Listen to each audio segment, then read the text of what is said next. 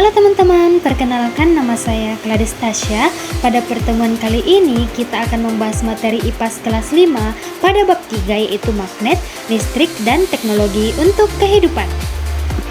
Nah, pada topik A kita akan membahas magnet dan sifat-sifatnya. Simak videonya dengan baik ya. Magnet sudah ditemukan sejak ribuan tahun yang lalu. Ini ceritanya.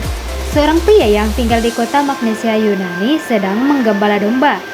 Tiba-tiba ia merasa ada yang janggal. Alas sepatunya seperti ditarik oleh sebuah batu hitam yang dipijaknya. Oh, ternyata ada paku pada sepatunya. Batu hitam tersebut sekarang dikenal dengan sebutan magnet. Sejak saat itu, magnet sudah jadi bagian penting dari hidup manusia. Mulai dimanfaatkan sebagai kompas atau penunjuk arah oleh para pelaut sekitar abad ke-11. Hingga saat ini, banyak benda-benda di sekitar kita memanfaatkan magnet mulai dari mobil, komputer, hingga benda sehari-hari di rumah seperti tempelan kulkas dan pintu kulkas. Sekarang kita bahas tentang sifat-sifat magnet dulu ya. Pertama, bentuk magnet. Ternyata ada banyak loh, ada bentuk jarum, keping, batang, silinder, cincin, dan ladam atau tapal kuda. Kedua, magnet mempunyai gaya tarik magnet, tapi tidak semua benda bisa ditarik oleh magnet. Benda yang bisa ditarik oleh magnet disebut benda magnetik. Contohnya benda-benda yang terbuat dari besi atau baja. Sedangkan benda yang tidak bisa ditarik oleh magnet disebut dengan benda non-magnetik. Contohnya benda-benda dari kayu, plastik, dan kain. Ketiga, gaya tarik magnet ternyata bisa menembus benda yang tipis. Kalian bisa nih main sulap-sulapan pakai magnet. Gimana caranya? Pertama, kalian taruh paku kecil di atas karton, lalu pegang magnet dan arahkan ke bawah karton. Sekarang coba deh geser-geser magnet tersebut. Nah, paku yang ada di atas karton pasti akan bergerak-gerak mengikuti arah gerakan magnet. Wah, keren kan? Kalian bisa menggerakkan paku tanpa menyentuhnya. Sifat yang keempat, setiap magnet memiliki dua kutub, yaitu kutub utara yang dilambangkan dengan U atau utara atau bisa juga N atau North, dan kutub selatan yang dilambangkan dengan S atau selatan atau South. Kutub-kutub magnet terletak di bagian ujung-ujungnya. Nah, kalau sebuah magnet dipotong-potong, maka setiap potongan magnetnya akan tetap memiliki dua kutub. Kutub-kutub antara dua magnet juga bisa berinteraksi satu sama lain loh. Kutub yang sama atau sejenis akan tolak-menolak. Sebaliknya, kutub yang berbeda jenis akan tarik-menarik. Sifat kelima, magnet juga mempunyai medan magnet, yaitu daerah yang masih dipengaruhi oleh gaya magnet. Misalnya sebuah paku diletakkan dengan jarak tertentu dari magnet dan akhirnya tertarik pada magnet. Namun, jika paku diletakkan sedikit lebih jauh, paku tidak dapat lagi tertarik oleh magnet. Itu artinya paku tersebut sudah berada di luar medan magnet.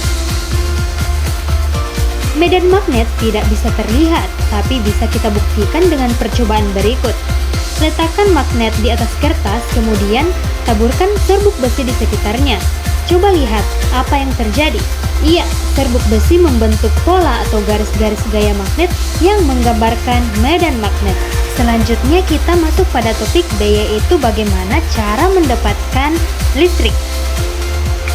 Energi listrik adalah salah satu bentuk energi yang berasal dari pergerakan benda yang sangat kecil yang disebut elektron.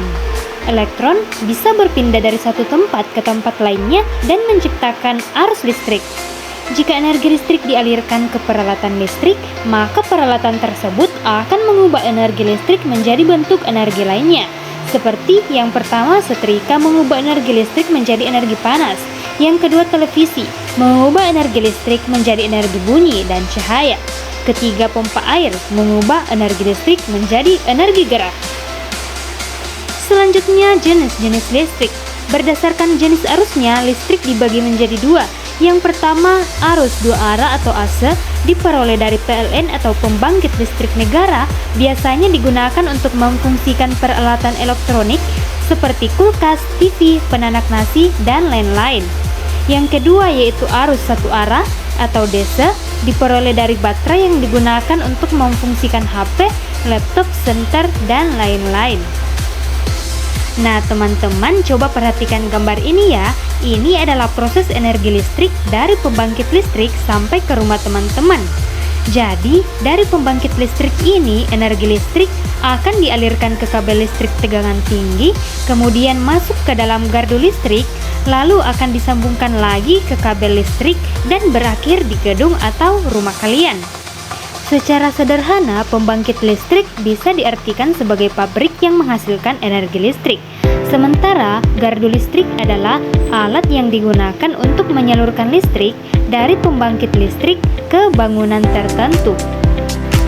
Selanjutnya, jenis-jenis pembangkit listrik. Ini ada 6 contoh. Yang pertama itu ada PLTA. Kepanjangannya adalah pembangkit listrik tenaga air. Kedua ada PLTU, pembangkit listrik tenaga uap.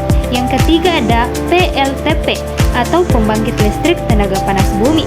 Yang keempat ada PLTB, pembangkit listrik tenaga angin atau bayu. Yang kelima ada PLTD, pembangkit listrik tenaga diesel. Dan yang keenam ada PLTG, pembangkit listrik tenaga gas. Sebenarnya masih banyak sekali ya teman-teman jenis pembangkit listrik yang lainnya, dan pembangkit listrik ini merupakan pemanfaatan dari energi alternatif teman-teman atau energi yang dapat diperbaharui.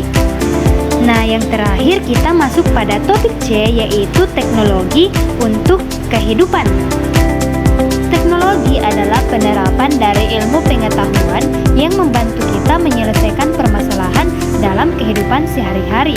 Contohnya, yang pertama, ketika malam tiba, keadaan menjadi gelap. Para ilmuwan menciptakan teknologi lampu sehingga saat malam menjadi terang.